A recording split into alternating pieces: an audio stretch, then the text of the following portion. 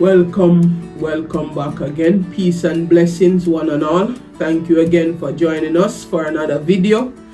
Now, for this video, I'll be sharing with you the day one roundup of the second round between the Trinidad and Tobago Red Force and the Windward Islands Volcanoes, as well as the Barbados Pride versus the West Indies Academy.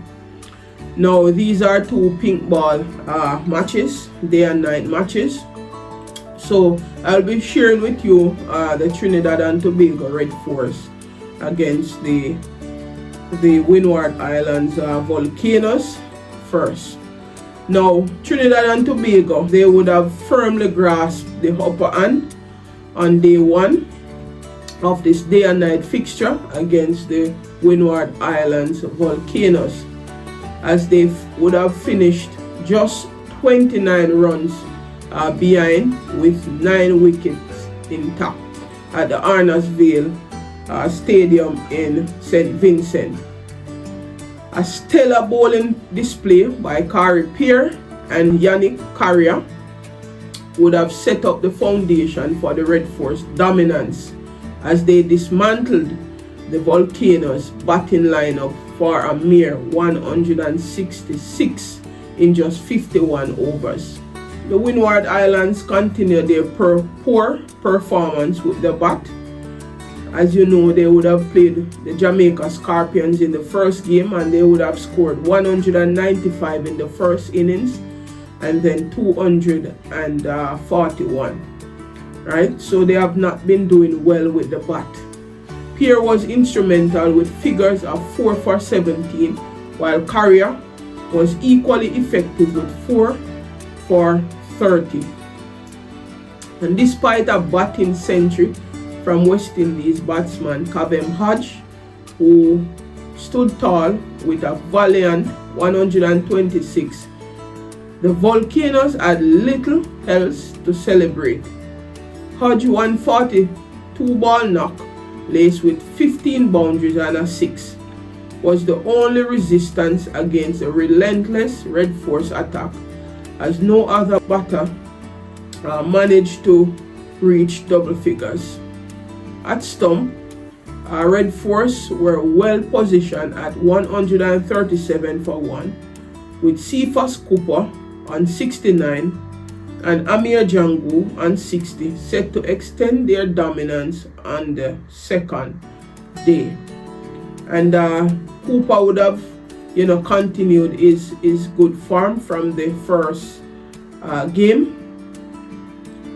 Now, Cooper would have scored 80 in the first game, 80 from 140 deliveries, and we know that the Red Force, they would have batted only one time in that game, scoring a massive 504 for 6 declared in that first game against the combined campuses and colleges team, right? And currently Cephas is on 69.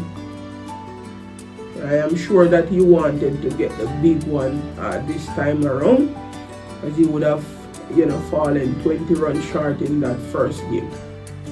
So, winning the toss and electing to bat, the Volcanoes found themselves in early trouble at 48 for 3, with opener Jeremy Salazano 6, Stefan Pascal 9, Keran Katoy 2, falling cheaply. Their best partnership came through a 65-run 4th wicket stand between Hodge and captain Sunil Ambrish, but even Ambrish struggled, managing only 9 before falling victim to the spin web.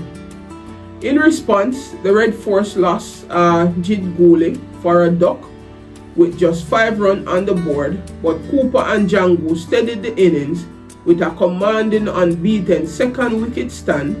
Cooper remained composed on 69, striking 8 boundaries and 1 6, while Jangu crafted an assured 60, decorated by 6 fours. With first innings honored within reach, the visitors will be eyeing a substantial lead to pile further pressure on the struggling Volcanoes. Alright, so scores in the match so far. The Windward Island Volcanoes, they would have won the toss and chose to bat. They would have scored 166 or 51.1 overs, with Cavem Hodge scoring 126 of 142 deliveries. Stefan Pascal would have scored 9 from 12 deliveries. And Captain Sunil Ambris would have scored 9 as well from 37 deliveries. Right, so as I said, they were skittled out for 166. Right, Trinidad and Tobago in their reply, they are currently on 137 for 1. That's a very strong performance so far, and that's a very commanding position to be. Right, they have 9 wickets in hand. They trail by 29 runs, and they would have faced 36 overs so far.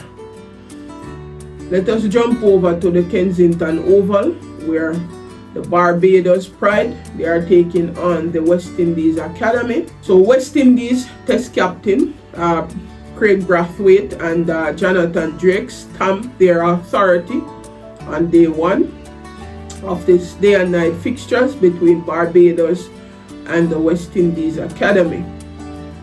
Both would have registered brilliant centuries to put their team in a commanding position at the Kensington Oval.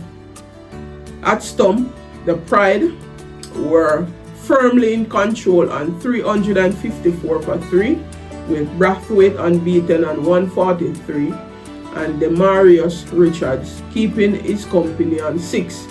The duo will resume on Thursday, looking to build on what already appeared to be a daunting first innings total.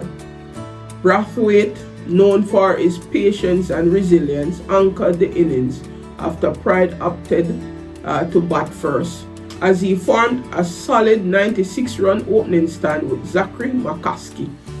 The latter, more aggressive in his approach, struck 5 boundaries and a 6 in a 66-ball knock before falling for 49, trapped leg before wicket by left-arm spinner Joshua Bishop.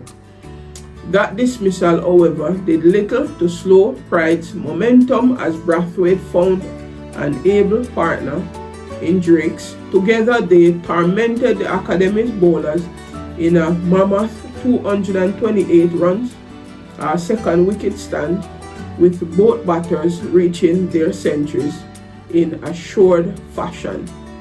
Drake in particular scored fluently, striking 14 boundaries and 4 sixes in a well-crafted 117 of 176 balls. Just as he seemed set for an even bigger score, he offered a return catch to seamer Johan Lane to end his stay at the crease. Kevin Wickham time in the middle was short-lived, as he fell for 9, bowled by McKinney Clark, but Brathwaite remained unshaken and continued to bat with his characteristic focus to accumulate runs with ease. His innings so far featured 14 boundaries, with Richards at the other end. Pride are well placed to push on for a massive first innings total. It's good to see West Indies skipper at the top of the pack again for the Barbados Pride. Right away, he hit the ground running with a brilliant unbeaten 143 runs. So scores in the match: Barbados are 354 for 3 of 90 overs so far, and with 7 wickets in hand, it seems to me that this will be a mammoth total by the Barbados Pride. Right, so as I said, 2 players would have made centuries. Craig Brathwaite 143 so far, and Jonathan Drakes would have scored 117, and Zachary McCaskey would have scored 49. That was an agonizing 49, having fallen 1 run short of an half century. Alright, so the pick of the bowlers so far, Johan Lane would have taken 1 for 45 from his 15 overs. Joshua Bishop 1 for 85 from 23 overs. McKinney Clark would have taken 1 for 67 from 14 overs. Alright, so that's what would have transpired on day 1 for all 4 matches. It has been a really good tournament so far. We would have seen some good centuries score so far on day 1. As I said, Covem Hodge would have scored century. Craig Brathwaite, Jonathan Drakes would have scored century, and also John Campbell would have scored a century. Alright, so that's where I will leave it for now. Please stay tuned for my reviews on day 2 of the 2025 edition of the West Indies Championship. Thank you again for watching. Please remember to hit that subscribe button and turn on that post notification bell. Also, please give the video a thumbs up, a like. That encourages me to share with you more content on this channel. Please also put your comments down in the comment section. Right, we really appreciate and value your opinions and your thoughts as it relates to the games. Thanks again for watching, and please stay tuned to Gameyaaad TV. God bless.